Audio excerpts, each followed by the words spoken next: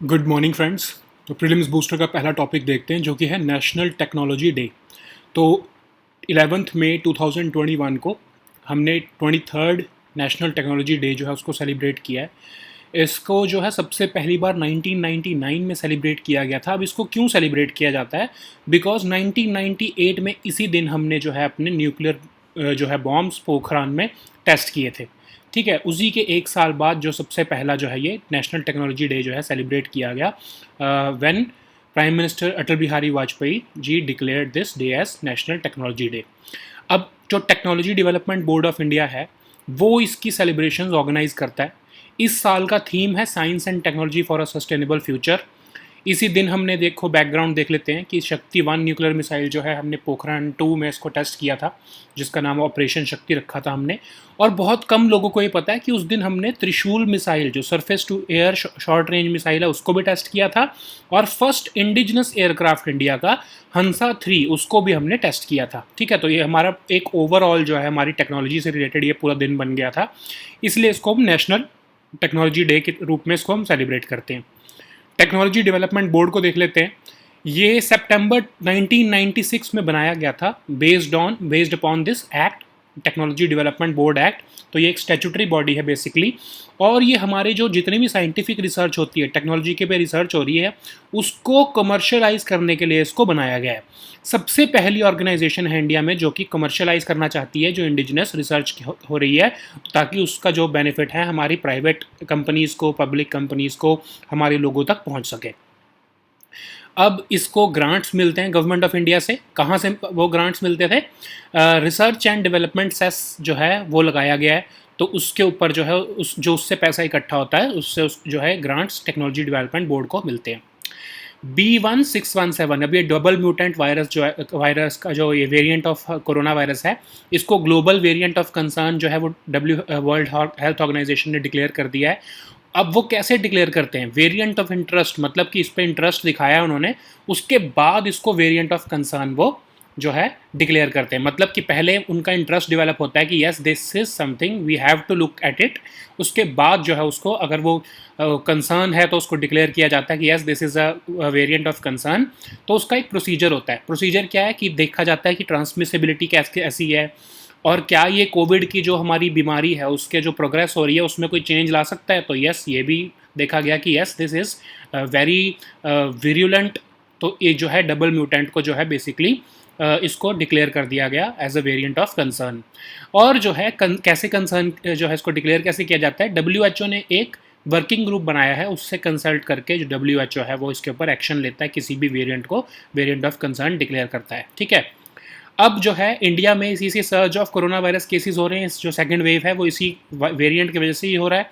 ठीक है, सबसे पहले अप्रैल 1 को यूके हेल्थ अथॉरिटीज़ ने इसको सबसे पहले डिक्लेयर किया था कि ये वेरिएंट जो है ऑफ इंटरेस्ट है, और जो है उसके बारे में उन्होंने वहाँ पर रिसर्च की थी after India sent samples of B161 strain to them. ठीक है, अब क्यों वायरस जो है वो क्यों जो है एक तरह से म्यूटेट होता है? इसलिए म्यूटेट होता है वो सो दैट इट कैन को हैबिटेट विद ह्यूमन। और क्योंकि अगर वो बहुत वेरिएंट होगा तो जो है हम वैक्सीन से उसको मार देंगे या उसको हम न्यूट्रलाइज कर देंगे, तो वो क्या करता है कि जितनी ज़्यादा वीरुलेंट होगा उतनी उसकी कम ट्रांसमिसिबिलिटी होगी। तो वो अपने ट्रांसमिसिबिलिटी बढ़ाने के लिए अपनी वीरुलेंस जो है वो कम कर देता है, और वो चाहता है कि वो हमेशा के लिए सर्वाइव कर पाए ह्यूमन बींग्स में, because it always need a host to survive. उसके लिए क्या करता है, वो म्यूटेट होता रहता है बार बार, ताकि वो बॉडी के इम्यून सिस्टम को जो है रिस्पॉन्स को वो एस्केप कर जाए। ठीक है, अब कुछ ऐसी जो हैं वेरिएंट्स हैं, जैसे कि B1 जो हमारे डबल म्यूटेंट है उसके अंदर भी 2 म्यूटेशंस हैं, E484Q और L452R। अब ये इसमें देखा जा रहा है कि जो एंटीबॉडीज़ हमारी जो ऑलरेडी प्रोड्यूस हुई थी हमारे जो लोगों में, वो इसके अगेंस्ट काम नहीं कर पा रही हैं, इन जो है वेरिएंट्स के अगेंस्ट काम नहीं कर पा रही हैं। इसलिए जो पहले जिनको हो गया था कोरोना वायरस, जो ये डिजीज़ हो गई थी, उसके बाद दोबारा भी उनको हो रही है, because the antibodies that were developed after their first contact with the virus, it was these antibodies were not enough to prevent this to prevent the body from this strain. ठीक है, तो अब ये हम नेक्स्ट टॉपिक देखते हैं जो कि है डार्क साइड साइबर अटैक। तो ये एक रैंसमवेयर ने अटैक किया है कॉलोनियल पाइपलाइन कंपनी को यूएस में। तो रैंसमवेयर क्या होता है, वो बेसिकली क्या करते हैं, आपके जो सिस्टम को एक तरह से हैक कर लेते हैं, आपकी फाइल्स को जो है वो एक तरह से इंक्रिप्ट कर देते हैं, मतलब उसको पासवर्ड से लॉक कर दिया उन्होंने। अब वो बोलेंगे कि हमको कुछ पैसे दो तब हम ये लॉक खोलेंगे, तब हम इसको डिक्रिप्ट करेंगे, नहीं तो अगर आप नहीं दोगे तो जितनी आपकी जो कॉन्फिडेंशियल इन्फॉर्मेशन है हम इसको पब्लिक में ओपन कर देंगे, पब्लिक डोमेन में डाल देंगे। तो जो कंपनीज़ हैं उनको बहुत नुकसान होगा अगर उनकी सारी इन्फॉर्मेशन पब्लिक डोमेन में चली जाए, तो वो क्या करती हैं, राज़ी हो जाती हैं पैसे देने को उन हैकर्स को। तो इसी को कहते हैं रैंसमवेयर, ठीक है। अब जो है ये एक तरह से कॉलोनियल पाइपलाइन कंपनी के ऊपर अटैक किया है ऐसे रैंसमवेयर जो कुछ हैकर्स ने, ताकि उनसे पैसे ले सकें। तो यूएस जो एफबीआई है वो कह रही है इस क्रिमिनल गैंग ने जिसने अटैक किया उसका नाम है डार्क साइड, तो इसलिए इसको डार्क साइड साइबर अटैक कहा जा रहा है। तो इसकी वजह से कुछ इश्यूज हुए थे वहाँ पे, ऑयल प्राइसेस जो हैं वो राइज हो गए थे, क्योंकि जो है ये इसको बंद करना पड़ा उसको उनको कॉलोनियल पाइपलाइन कंपनी को कुछ टाइम के लिए ऑपरेशंस। तो उससे क्या हुआ कि क्रूड ऑयल की जो है वो शॉर्टेज हो गई थी जो है ईस्ट कोस्ट में यूएस में। तो वहाँ पर जो है कुछ टाइम के लिए जो है प्राइजेस इंक्रीज हुए थे, ठीक है।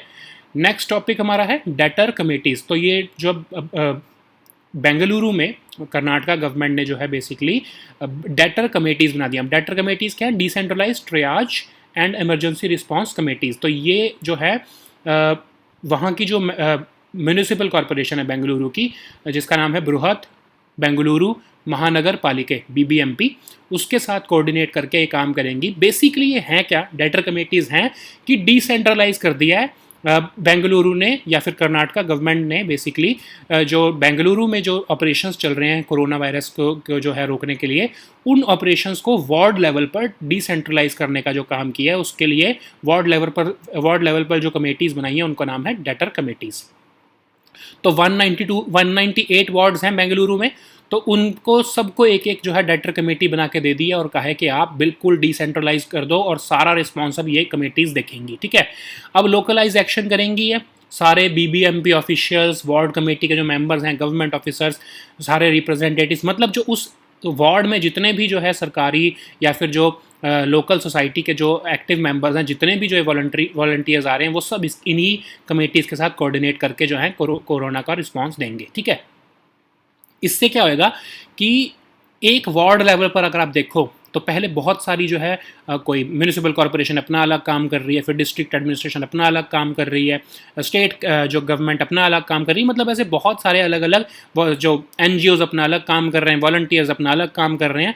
तो उन सबको कंबाइन कर दिया एक वार्ड लेवल पर और उनको डेटर कमेटीज़ में मेंबरशिप दे दी, ठीक है। तो ये मॉडल कहाँ से आया है डेटर कमेटीज़ का, ये मुंबई का मॉडल है, ठीक है। तो मुंबई में आपने देखा ना इकबाल सिंह चहल जी जो BMC कमिश्नर है, उन्होंने सिमिलर मॉडल अपनाया और जो है वहाँ पर भी वार्ड लेवल पर जो है डिसेंट्रलाइज कर दिया था। तो सिमिलर मॉडल जो है ये अब बेंगलुरु में भी अपनाया जा रहा है because it has been successful, ठीक है। अब रिस्पॉन्सिबिलिटीज़ क्या होंगी इनकी वार्ड लेवल कमेटीज़ की, ये ट्रायजिंग क्या होता है कि ये देखना कि क्या जो है होम आइसोलेशन की ज़रूरत है किसी पर्सन को या फिर उसको हॉस्पिटल में लेके जाना ही पड़ेगा, पहला डिसीजन ये लेना। दूसरा, एक्सेस टू हॉस्पिटल जो है वो दिलवाना, ऑक्सीजन और वेंटिलेटर दिलवाना, ठीक है। क्या उसको ज़रूरत है या नहीं है ये भी देखना। तो दूसरा रिस्पॉन्स ये है।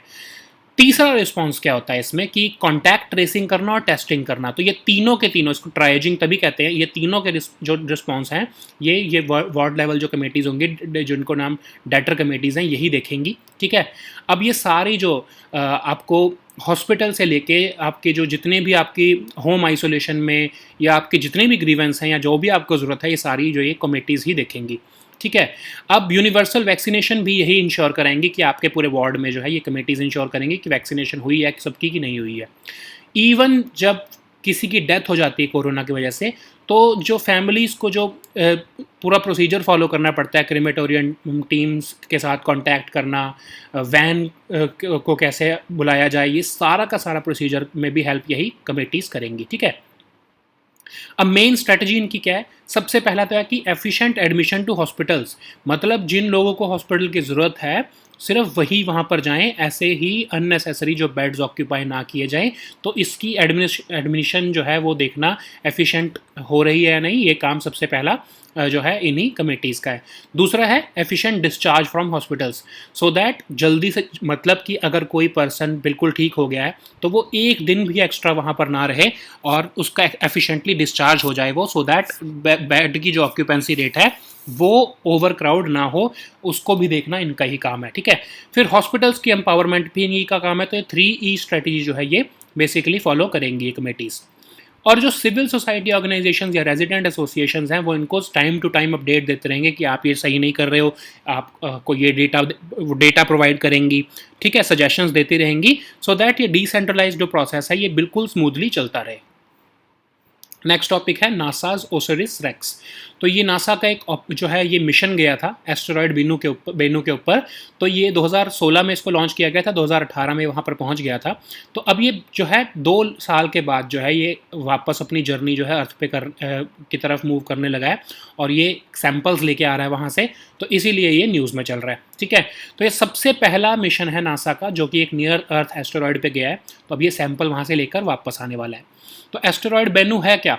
एस्टेरॉयड बेसिकली रॉकी ऑब्जेक्ट्स हैं जो सन के आसपास ऑर्बिट होते हैं, इनको हम माइनर प्लैनेट्स भी कहते हैं।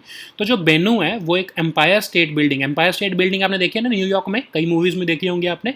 तो ये एम्पायर स्टेट बिल्डिंग जितना बड़ा है वहाँ पर ये गया था मिशन नासा का ओसिरिस रेक्स, और वहाँ से जो है ये सैंपल्स कलेक्ट किए हैं, सॉइल के सैंपल्स कलेक्ट किए हैं, वहाँ के रॉक के सैंपल्स कलेक्ट किए हैं और ये लेके अब वापस आ रहा है। ठीक है, अब इससे हम क्या इसका नाम एस्टेरॉयड बेनू क्यों पड़ा? ये एक इजिप्शियन डाइटी के नाम पर इसका नाम जो है वो बेनू पड़ा है। ये एक बी टाइप एस्टेरॉयड है। बी टाइप एस्टेरॉयड मतलब इसमें कार्बन और जो अदर मिनरल्स हैं वो बहुत ज़्यादा हैं, इतने ज़्यादा हैं कि ये जो है सिर्फ 4% लाइट ही जो है उसको जो है रिफ्लेक्ट कर पाता है, बाकी सारी इसको अब्जॉर्ब करता है, क्योंकि बिकॉज इसमें मिनरल्स जो हैं कार्बन जैसे वो बहुत ज़्यादा हैं। ठीक है, अब 20 से 40% जो बेनू का इंटीरियर है वो एम्प्टी स्पेस है। ठीक है, इसकी जो इंटीरियर पार्ट है वो एम्प्टी स्पेस है, 20 से 40%। बहुत पुराना है, 4.5 बिलियन ईयर्स ओल्ड इसको हम कहा जाता है कि ये 4.5 बिलियन ईयर ओल्ड है।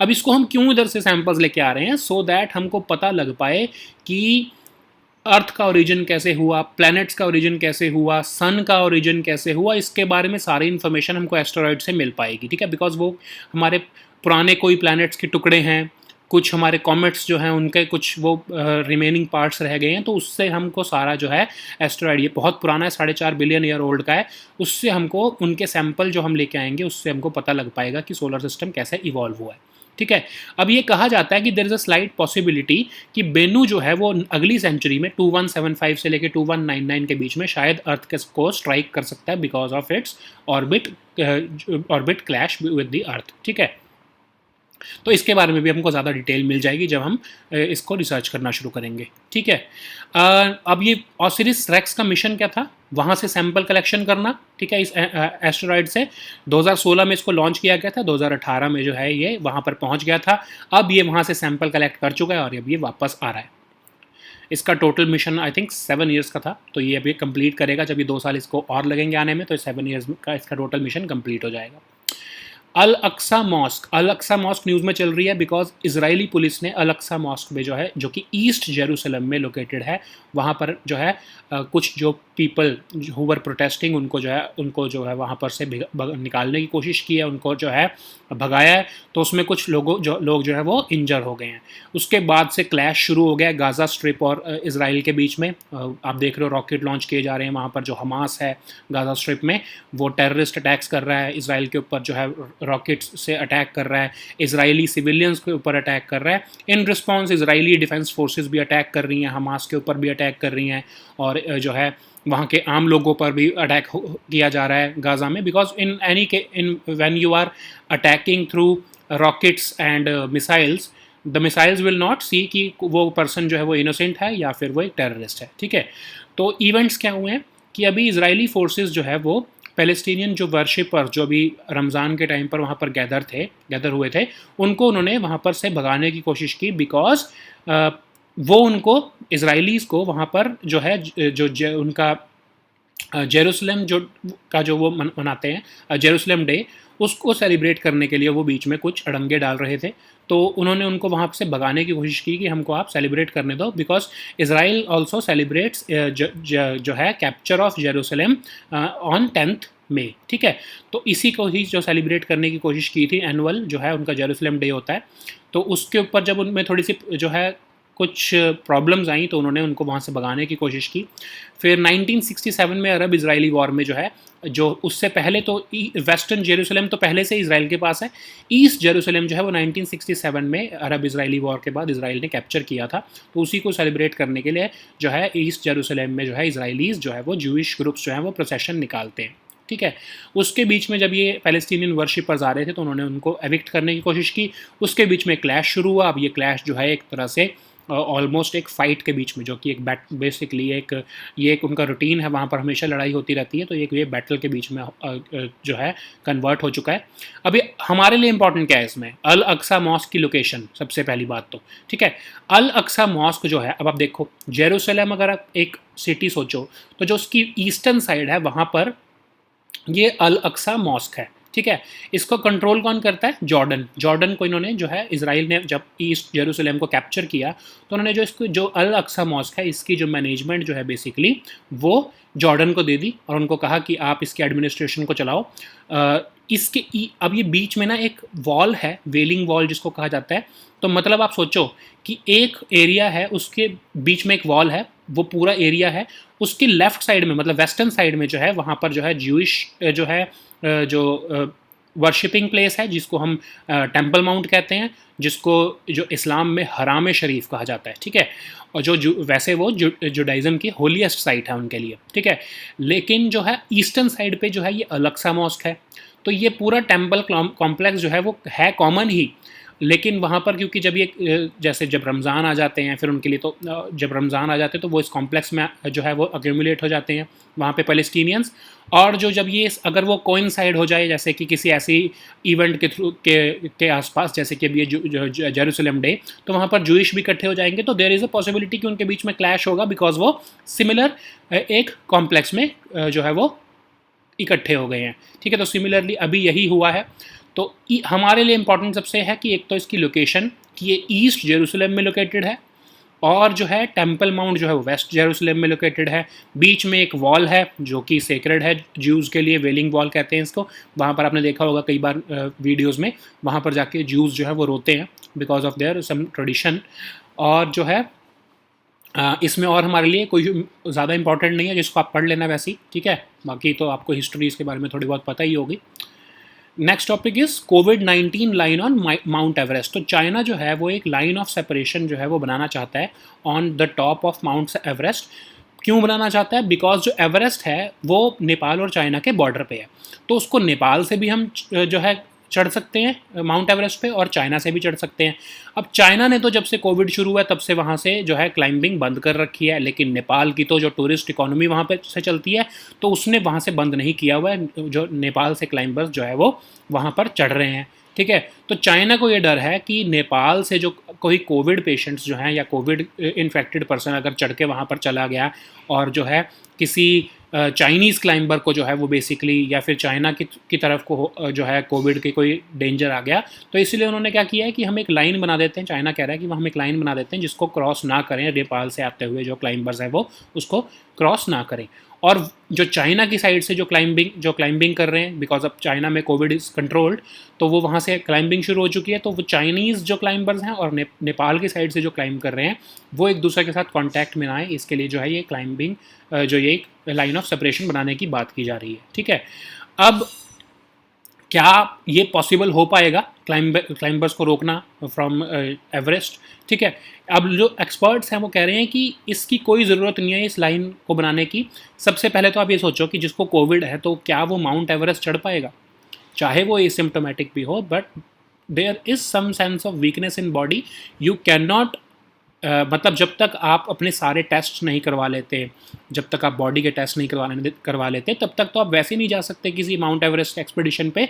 तो एक कोविड पेशेंट कैसे पहुंच पाएगा वहाँ पर, एक्सपीडिशन जो है वो कैसे कर पाएगा। So this fair is unfounded, ठीक है।